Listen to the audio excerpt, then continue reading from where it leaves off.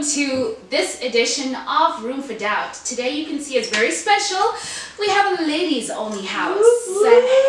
Our topic today is, do Zimbabwean marital traditions weaken the case for gender equality in our modern society? I mean, you've been through the process. Yeah. Maybe we can quite recently, actually, in March. Congratulations! Thank you.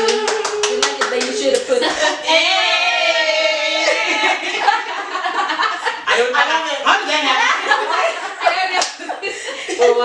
Okay, so as a person that went through this, I think there are two sides to it. There's obviously the family and then your relationship. I mean, when it comes to Zimbabwe, guys, we know our country. There are certain things that we just cannot not do, especially when it comes to marriage and our traditions. You will have to go and get kuperekwad if that's how it works in your husband's family or in your family. You know, they have to come and pay rora as a sign of respect. And I think the issue with rora is with feminism and some of these different views, it's munakutengeswa. Absolutely, I think. But when we really look at it, when we go way back, it was just a token of appreciation. Thank you for gifting me with this wonderful person that I have chosen to spend the rest of my life with. Girl, in this economy. You know what, I'm just going to be realistic. You know, I think I've heard the stories, like, you know, what my mom has told me or my dad has told me. And just, you know, how because we're evolving through the years. I think, you know, we're different from how maybe our parents were. And like you're saying, the economy also. But I think the one thing, as much as I'm like, yeah, I'm a feminist, I still believe that there needs to be that respect for culture. Now people are looking at culture as something that's evil, because now, you know, you're like, yeah, feminism has taught me that I will never do that, because, you know, like, there are things I'll be like, but, you know, to be honest, and I was hoping guys, I'm just saying, you know, because it's culture, because there's love, because there's those things that tie together. I think that's what it is. And personally, I don't think I have like much experience on it, but I come from a very open family where, you know, I've been through this, I've done this, I've been through this. So like, it's not like it's something that's foreign. But I just think that we have too many angry feminists, within our culture to actually accept our culture. So we're willing to actually take on the Western points of view, where like we don't actually see it as okay, it's a culture, but it's really culture. Do you know apparently Roda's not meant to be paid kawan? Apparently it's disrespectful if you do it kawan, because you're basically saying, listen, I got the money, give me the girl, take the money, and you know, it's meant to be over time, a lifelong process. So these ideals, these two ideals, so we've got our cultural practices and we've also got, you know, people understanding what I want to be about, whether it's, you know, feminist or whatever, you know, whatever it is. And so my question back to that is, what is the trade-off? Because they're both ideals. And I essentially, yes, because it's culture, fine, I'm kind of indoctrinated into it, but I don't have to prescribe to it. You know what I mean? Do you know what? So it's funny you mentioned that. I think, how do you choose what your priorities are going to be? What if for me I'm just feminist is all the way and I'm not going to do anything that opposes that in any way, shape or form, and I've chosen this against what I've been told by my ancestors and my parents, and I've told them, guys, okay, so you're a feminist. Yeah, it goes against my values. Okay, and you don't want feminist, and you don't want to get married, or you want to get married, but you don't want to do it. But within the way that I believe, you know, that's a tough I want to get married. To be honest, my values. I would say that if you feel that way, and your partner understands and respects that you feel that way, I think that then sets a foundation, because already within your relationship you have support. The problem comes when you are like, that doesn't matter to me, I don't want to do it, I'm a new age woman, independent, chi-chi, and you're like, listen, that's not what I want to do, and deep down inside your partner, your husband to be, is saddened by it, like, and you know, his side of the family is now coming to him, and they're saying, but is it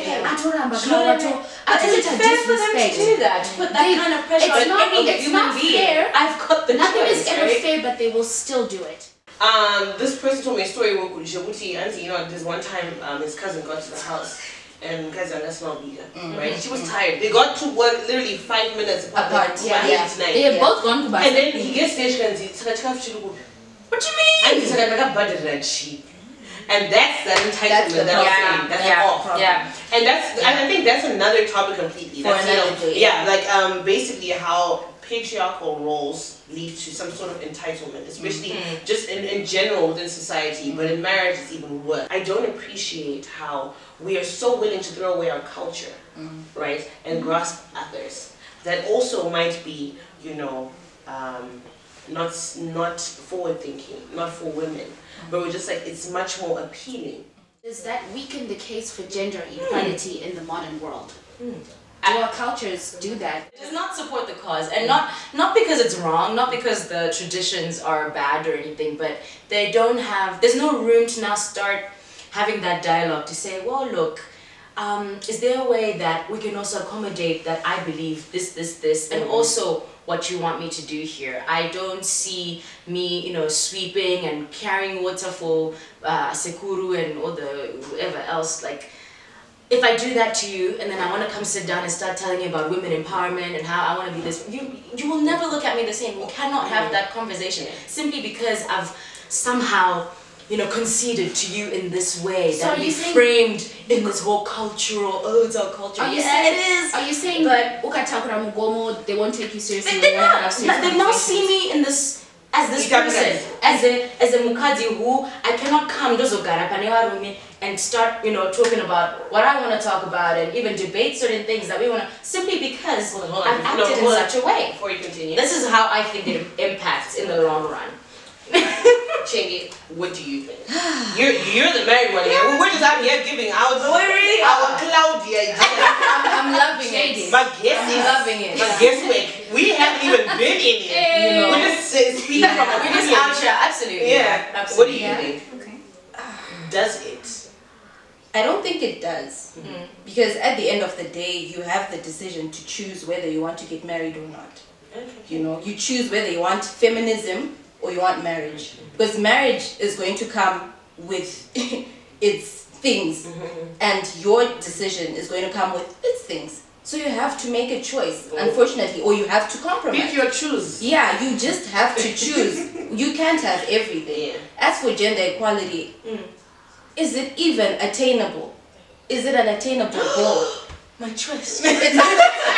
It's a question, especially in Zimbabwe. Okay. Especially. At least we're questioning it. Yeah. In Zimbabwe, is it attainable?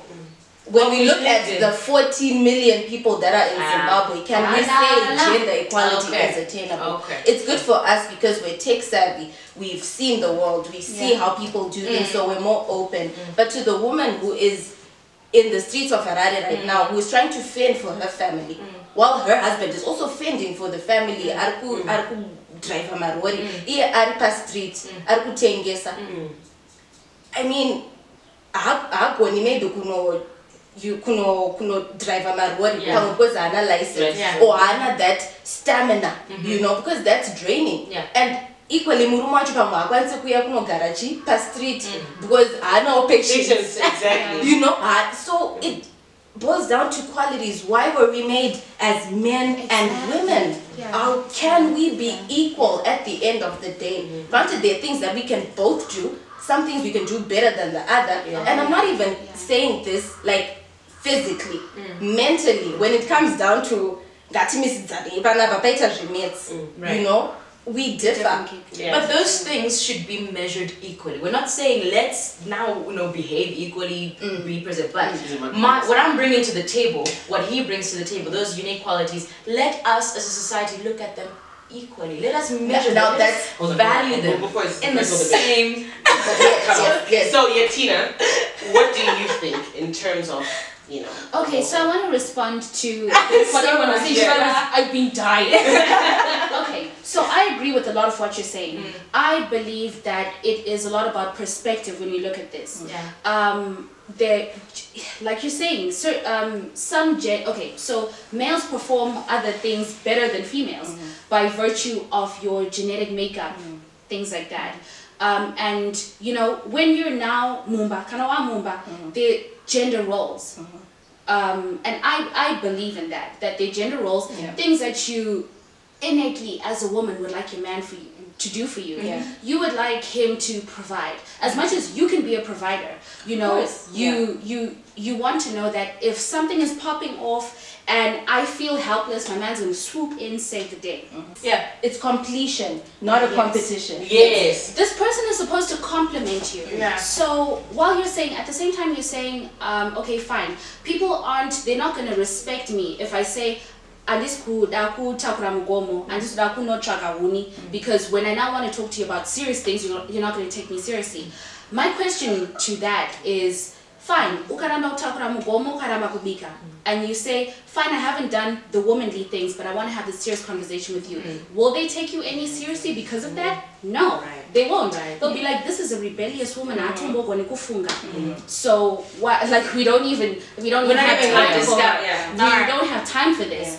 And what else was I gonna say? There's so much. But anyway, do I feel like it weakens the case for gender equality? I feel like that is a perception thing.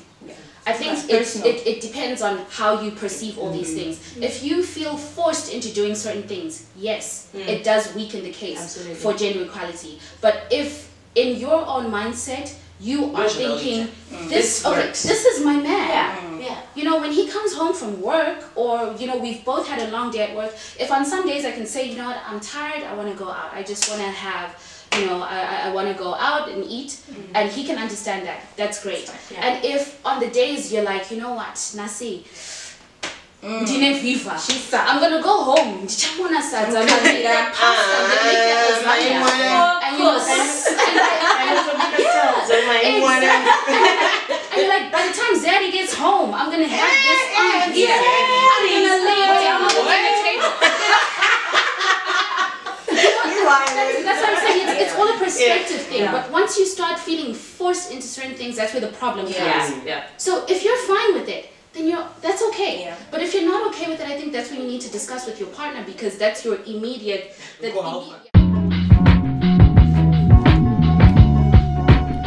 You see me rolling through the avenues. Keep me rocking through these avenues. You see me grinding through these avenues. Check it, yo, let's go.